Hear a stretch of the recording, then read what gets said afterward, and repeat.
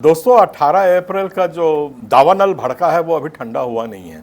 और ये जो आप फोटोज़ देख रहे हैं ये है जब हम लोगों ने अपना मेमोरेंडम जो था, जो ज्ञापन था, वो इनको दिया है। मुख्यमंत्री जी को दिया है, आदरणीय गृह मंत्री जी को दिया है, आदरणीय विधानसभा अध्यक्ष को दिया है और आदरणीय नेता प्रतिपक्ष को दिया है। एसडीएम साहब आए थे, उनके हाथ में सौंपा है, उनने बाकायदा उस पर हस्ताक्षर किए हैं। ये आप देख सकते हैं, मैं दिखा रहा हूँ कि ये हस्ताक्षर किया हुआ ज्ञापन उनको दिया है। मेरा आपसे रूबरू होने का खास ये है कि हमने क्या दिया है। ये कोई 8-9 पेज का दस्तावेज है, पर उसमें क्या दिया है आप लोग भी सोच रहे होंगे क्या दिया क्या नहीं दिया। इसके लिए मैं थोड़ा सा समय लूँगा और आप लोगों को बताऊँगा कि उस ज्ञापन में हमने किस बात को संबोधित किया है। सबसे पहला और फोरमोस्ट जो हमारे न्याय के सिद्धांत है वो ये है कि कोई भी आरोपी रहे उसकी बात को सुनने का उसका मौका मिलना चाहिए। कितना ही वो दोषी हो, कितना ही वो जानता हो, सरकार जानती हो या न्यायाधीश जानता हो कि हाँ ये अपराधी है, पर फिर भी ये एक हमारा न्यायिक सिद्धांत है कि हम जिसके ऊपर दोष लगा रहे हैं उसकी बात सुनी जाए। तो हमारा सबसे बड़ा जो थ्रस्ट पॉइंट है जिसके हम उसमें आगे बढ़ रहे हैं वो ये है कि हमारी बात सुनी नहीं गई है। हमारी बात सुनी नहीं गई है का मतलब ये है कि हम गवर्नर के पास 45,000 एप्लीकेशन दिए, उन्हें नहीं सुनी।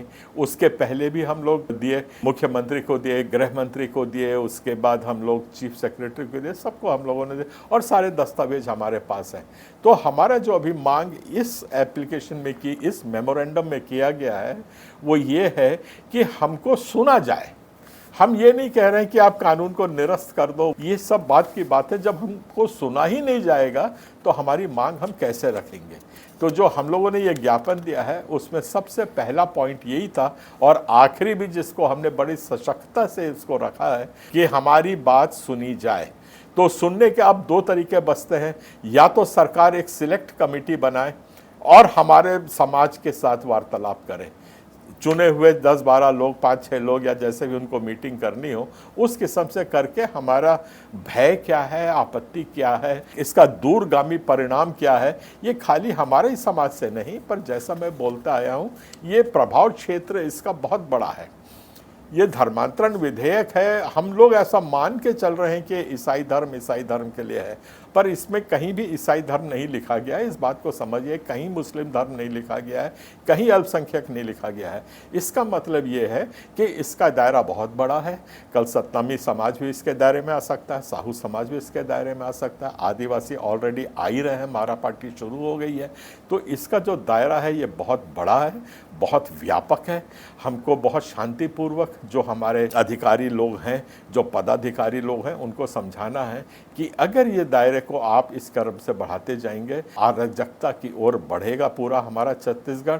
और ये कोई नहीं चाहता कि आज हमारे देश में, हमारे प्रदेश में किसी किस्म की अराजकता हो। इसमें जो बाकी छोटी बातें हैं उसको हम लोग कई बार कर चुके हैं और उसको मैं एक रिटर्न इसमें भी पोस्ट एक छोटा सा 1-2 बार कर चुका हूँ, उसमें फिर कर दूंगा। तो उसको आप देख लीजिएगा और उसको पढ़ लीजिएगा, उसमें काफ़ी चर्चा हो चुकी है, तो उसको दोहरा के समय नहीं लूँगा आपका। जो हमारे मौलिक अधिकारों का जो हनन है वो तो बहुत हो रहा है, तो हमारे जो भय दुरुपयोग का ज़्यादा है। हमको धर्मांतरण विधेयक से डर नहीं लग रहा है। हम अपराध करें तो हमको बाकायदा हमको सज़ा मिले, इसका तो हम बिल्कुल स्वागत करेंगे, उसमें कोई दो रात नहीं है।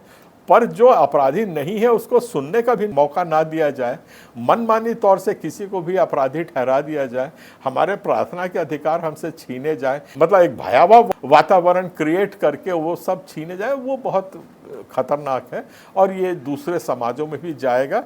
तो मेरा आप जैसे पहले भी मैंने रिक्वेस्ट किया था, मैंने इसकी जानकारी आपको दी है। इसके ऊपर आप अपने स्तर पे और अपने ज़िला के स्तर पे बात करिए, जिला पदाधिकारियों से, बाकी समाज वालों से भी मिलिए और हम चलिए इस बात को हम लोग आगे बढ़ाते हैं। ये समय नहीं है कि ये फेलोशिप वो फेलोशिप उसकी बारे बात करें, एक दूसरे की टांग खींचें, इससे आप कहीं नहीं पहुंचेंगे और आग लगेगी तो सब जलेंगे। वो CNI क्यों ना हो, वो कोई बड़े चर्च क्यों ना हो, वो कैथोलिक चर्च क्यों ना हो, सब कोई इस आग की जद में आ जाएंगे। इस धोखे में हमारे मेन लाइन चर्च ना रहें कि हम बहुत बड़े हैं, हम आरएसएस के बहुत करीब हैं और मंत्री हमको पूछता है, रात दिन हमको चाय पिलाता है। याद रखिएगा, आप सिर्फ उपयोग किए जा रहे हो ताकि आपके धर्म को, आपके विश्वास को, आपके अधिकारों को नष्ट किया जाए। आप यूज़ एंड थ्रो हो रहे हो। जो बड़े बड़े लोग कभी मोदी के साथ फ़ोटो खिंचवा रहे हैं, मोदी आपको बचाने नहीं आएगा। आपको बचाने आएगा तो केवल आपका परमेश्वर आपको बचा सकता है और कोई नहीं।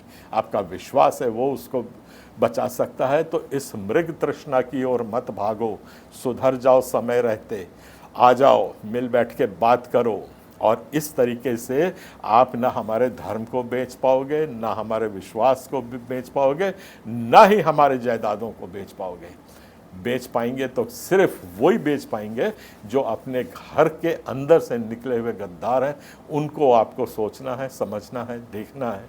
इस बात के साथ अपनी बात को समाप्त करता हूँ। इस मेमोरेंडम का मैंने खास पॉइंट्स आपको बता दिए हैं, इस पर चर्चा करिए और इसमें आगे बढ़िए। आप सबको जय जोहार, जय छत्तीसगढ़, जय मसीह।